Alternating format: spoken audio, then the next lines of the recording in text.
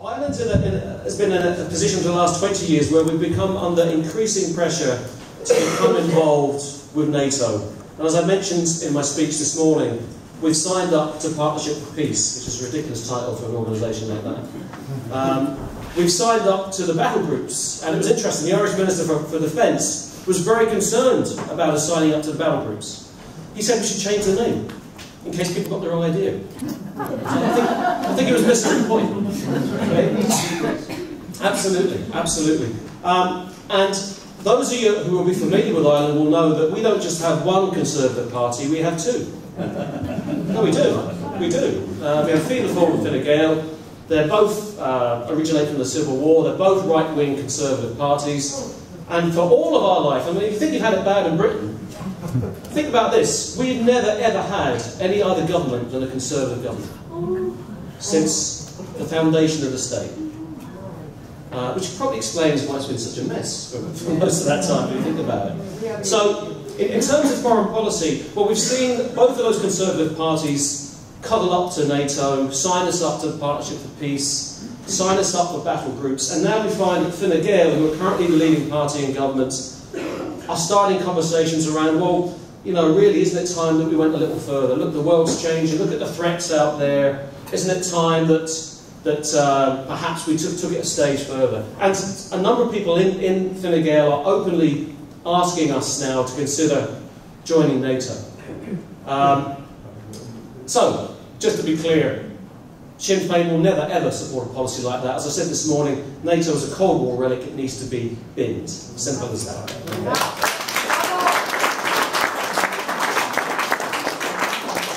Well, what I want to do is share what's happening in Ireland because it shows you how this conversation is being closed down at the moment. I explained the Shannon issue, and it is scandalous. 2.5 million troops have gone through the airport. Rendition flights have gone through the airport. Evidence has been presented to the Irish government in relation to rendition, and it's been ignored. But what's happened over the last while is that even bringing up the subject is frowned upon. It's like, look, don't talk about that. Don't talk about the US troops in Shannon. And this weekend, Shannon Watch, who I mentioned, are having a series of events to commemorate 15 years. This is the same as Stop the War. And what's happened is a first in that they booked 3 hotels for a seminar, and each hotel cancelled. And right now, as we're having this meeting, they're having their seminar in a tent at Shannon Airport. Now, that isn't a coincidence. That's because powers that be, particularly among the business community, and we have a very, very active American Chamber of Commerce, which is extremely influential in Ireland. And what's happening, frankly, is that even the idea of raising questions about Shannon is now somehow beyond the pale. So, in terms of US foreign policy, I think it's very simple. The first thing, as Republicans and Socialists, we have to challenge it. We have to have that conversation. We have to insist that we have the conversation, because we can't allow our children to grow up and say, listen, why did we ever put up with this? Why were we complicit in these wars around the world? What was it? What was it that drove us to do it? And I want to talk about that for a moment, because again, a number of you know from Irish history, we have suffered from colonialism, and there's a hangover there. There's a fundamental lack of confidence in our ability, certainly at government level, to stand up and say, actually, you're wrong on this.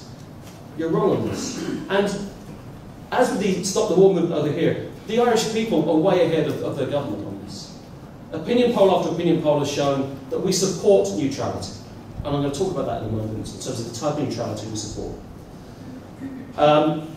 Opinion poll after opinion poll has shown that Irish people oppose the US use of Shannon Airport.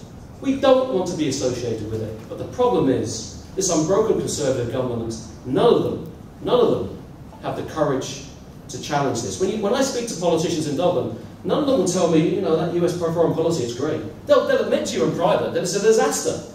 But they just don't want to touch it, because as a country we have a lot of US investment coming in, and they seem to be afraid to even mention the topic. And as I say, any principled politician, any principled socialist would say that's not good enough. And the one thing I'm proud to say is that our party, Sinn Féin, have always been consistent on this issue. We've always supported the protests at Shannon. We've always been vocal in demanding an independent foreign policy. And in terms of the topic here today, I think we'll come under increasing pressure. And, you know, just to elaborate on that point in terms of no good choices, I mean, God, it's really hard to tell, isn't it, in terms of which one's worse. But because Clinton has had an involvement in the peace process, ironically, that even might make it more difficult in some respects. Because we'll say, you know, the US people say, well, look, you know, we've helped you in the peace process. You know, perhaps you should be more in solidarity with our policies, which have been absolutely and totally wrong. And I just want to point out the irony. I mean, as a state, Ireland has benefited from a peace process. As Republicans, we now have a peaceful path to unity. We've had some difficult conversations. The deal is not perfect, but we're in a much better place. And I think everyone would agree with that. So how ironic is it that the Irish government, having benefited from a peace process, goes out to the world and backs to the hilt right-wing, militaristic US policies of aggression and occupation? It's completely wrong. It's completely wrong. And that's the kind of conversation that we need to have. So what I want to do is just talk through our belief in neutrality, because when we talk about neutrality, those on the right say, well, that's just opting out. You know, that just means you're not going to take sides with anybody. And what we say is, no, we don't believe in an isolationist neutrality. We believe in a positive neutrality. We believe that neutrality should be enshrined in our constitution. And as I mentioned this morning, we have a bill going through the Dáil. We're hoping for support, but frankly, I think the Conservative parties will block it. It'll be our third time bringing it through. But we're bringing it through because we believe fundamentally the issue of foreign policy and neutrality is too important to be left to any government. We must bring it to the people, we must have a referendum, and we must support neutrality being enshrined in the Irish Constitution. And that's what we intend to do.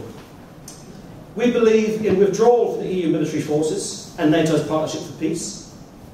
We believe that Irish troops should train and serve abroad only under the auspices and leadership of the United Nations and only with parliamentary approval. We believe there should be no use of Irish airports, airspace, seaports or territorial waters for preparation for war or other armed conflict by foreign powers. We believe in an end to Irish involvement in the arms trade and profit from war. We believe in clear recognition and legal protection through a binding protocol of Irish neutrality in any new EU treaty. And we believe in the active promotion of demilitarisation of the EU. And finally, we believe in the formation of alliances with other progressive, neutral states to promote a human security approach to international relations. So we're clear, and as a Socialist Party, we've always been clear in a positive approach to neutrality and believing passionately in our right to an independent policy, free from contamination with NATO or EU battle groups or any of that rubbish.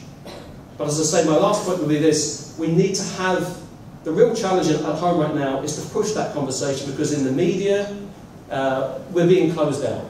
And the reality on the ground is that there's people having a conversation at a tent this afternoon because not one hotel across the Midwest of Ireland would take the Shannon Watch people in.